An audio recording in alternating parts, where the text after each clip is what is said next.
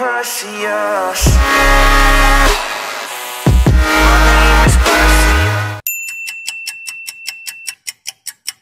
Halo guys, assalamualaikum warahmatullahi wabarakatuh. Apa kabarnya kalian semua hari ini? Semoga senantiasa diberikan kesehatan, kenikmatan, keselamatan, serta rezeki yang berlimpah. Ketemu lagi dengan saya Asli Pribumi 21. Oke, kali ini saya di rumah dan di depan saya ini adalah benda yang saat ini dibutuhkan para rider nih. Benda yang lagi booming akhir-akhir ini karena mungkin dengan adanya Sunmori ini ya nikmati sajalah, namanya juga hobi.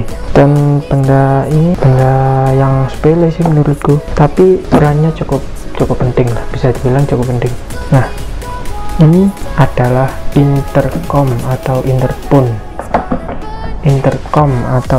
ya namanya, atau biasanya disebut juga Bluetooth helmet, ya macam-macam lah penyebutannya ya. Apa ya intercom adalah alat yang dipakai untuk saling berkomunikasi antara rider satu dengan rider yang lain, atau rider dengan boncenger bisa. Karena ya tahu sendirilah, ketika naik riding waktu ingin mengobrol dengan lawan bicara juga susah kan ya, mungkin ada suara angin atau terhalang helm, bisa jadi kan ya. Begitulah definisi interphone atau Bluetooth helm menurut saya. Nah, di depan kalian saat ini ya ada dua intercom dari EGS. Nah, nih EGS, dua intercom dari EGS ini.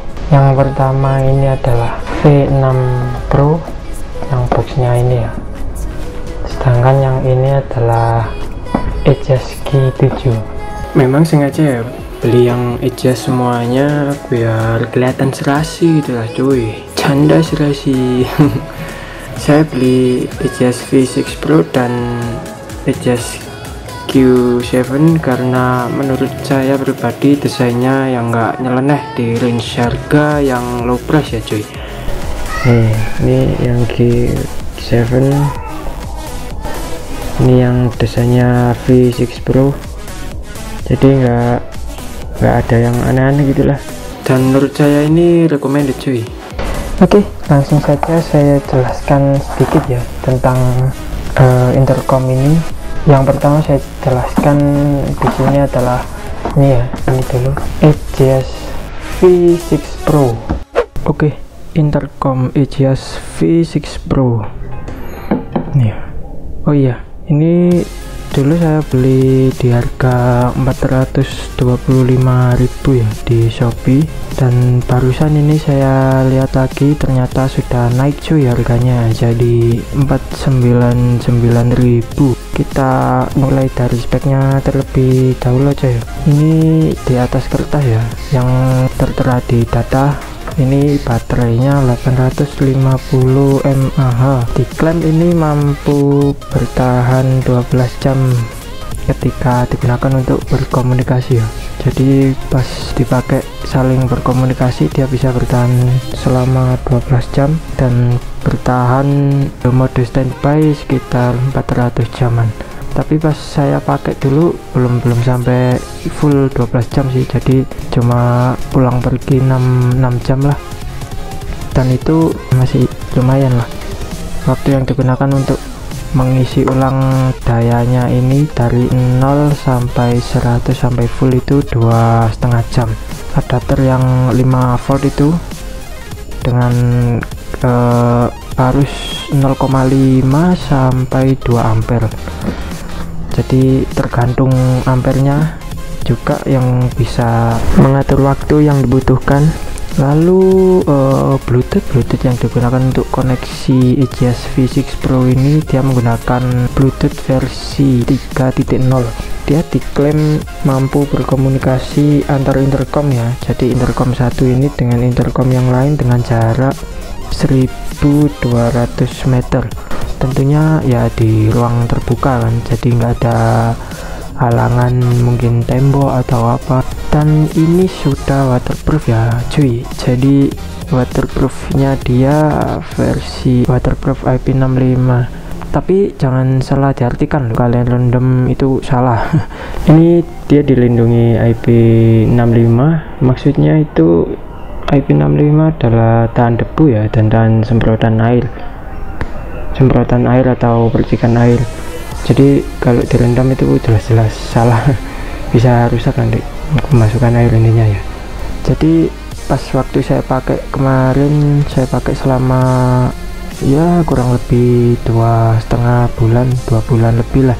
Saya pakai hujan-hujan, saya pakai gerimis pun aman, asalkan ini ya, yang lubang jacknya ini, yang tempatnya jack gadgetnya tertutup dengan sempurna ya, jadi nggak sampai kemasukan air, aman. Jadi kita lanjut ke perlengkapannya V6 Pro ini. Di dalam box ini dapat apa aja ketika aku beli ya. Inilah perlengkapan dari intercom IGS V6 Pro seperti yang kalian lihat di dalam box ini ya.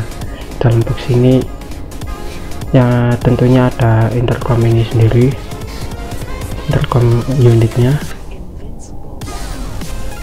lalu ini manual booknya, user manual, ada bahasa Indonesianya ya, bahasa Inggris, bahasa Jerman.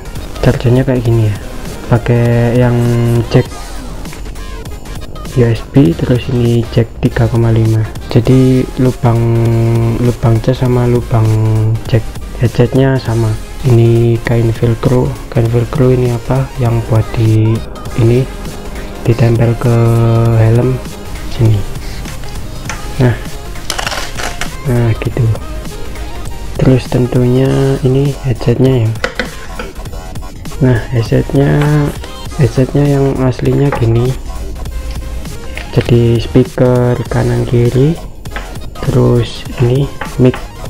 Ini biasa kalau model gini biasanya buat di Alphys atau helm-helm open face gitulah, jadi bisa kaku diatur itunya, jaraknya.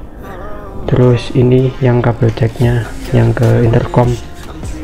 Nah sedangkan ini adalah hasil modifikasi saya sendiri.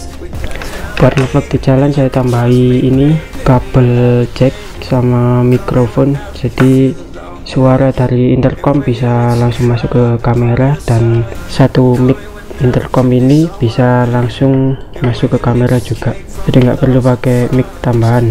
Mungkin lain waktu saya kasih video tutorialnya, simak saja ya. Lalu ini adalah baut buat klip. Nah ini klipnya. Nah ini besi penjepitnya. Itu penjepitnya ada dua ya. Penjepitnya ada yang plastik, ini yang plastik, ini yang besi. Ini yang buat ini tempatnya intercomnya, jadi pas di helm tinggal di gini kan.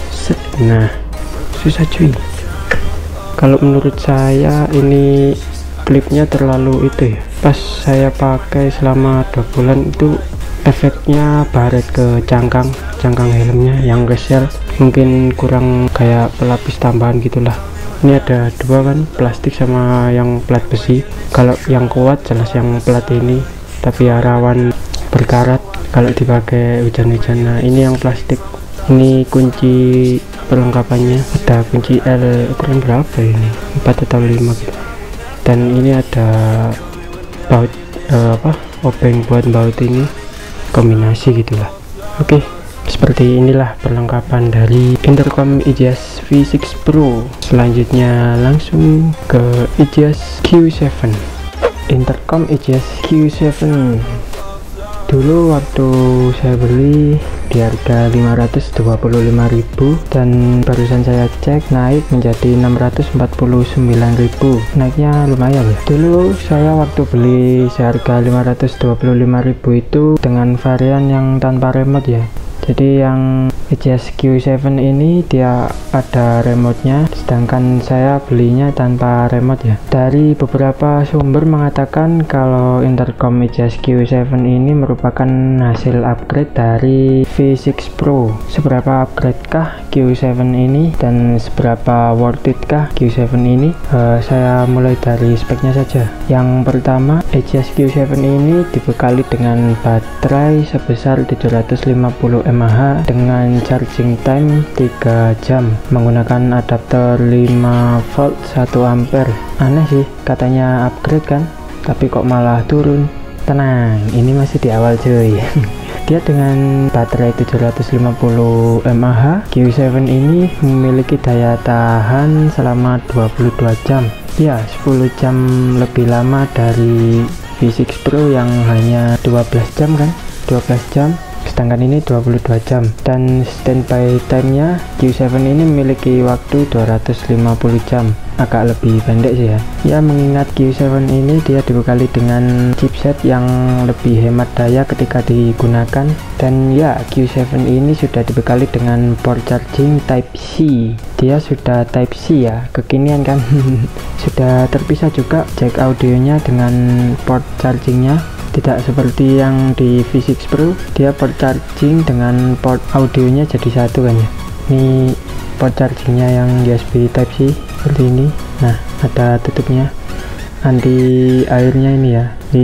Kalau tidak digunakan ditutup. Lanjut ke Bluetooth version. Koneksi Bluetooth pada Q7 ini menggunakan Bluetooth versi 5.0. Ya, lebih upgrade lah versinya dari yang V6 Pro yang hanya menggunakan Bluetooth 3.0 ya. Namun meskipun update, intercom ini hanya memiliki jarak koneksi antar intercom ya. Jadi intercom ini dengan intercom lawannya jaraknya menjadi 800 meter saja. Ya, lebih pendek sih dari yang V6 Pro ya. Dan sama dengan V6 Pro, Q7 ini dia juga belum bisa party call atau ngobrol bareng rame-rame, itu belum bisa ya. Dia hanya bisa panggilan antar 2 orang tiap channel. Kalau mau ngobrol dengan lawan bicara yang lain harus pencet-pencet tombol channel ini dulu ya.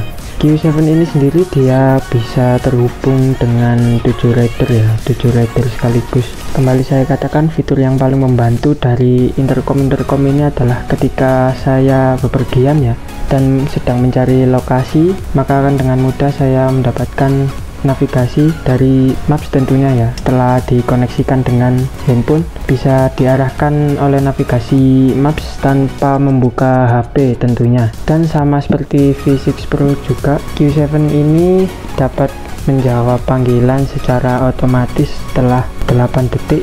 Memang lebih lama sih dari V6 Pro yang hanya 5 detik, tapi ini juga bisa dilakukan tombol manual atau mengangkat teleponnya secara manual dengan tombol-tombol ini ya. EJS Q7 ini juga dibekali dengan waterproof IP65, masih sama ya dengan yang V6 Pro.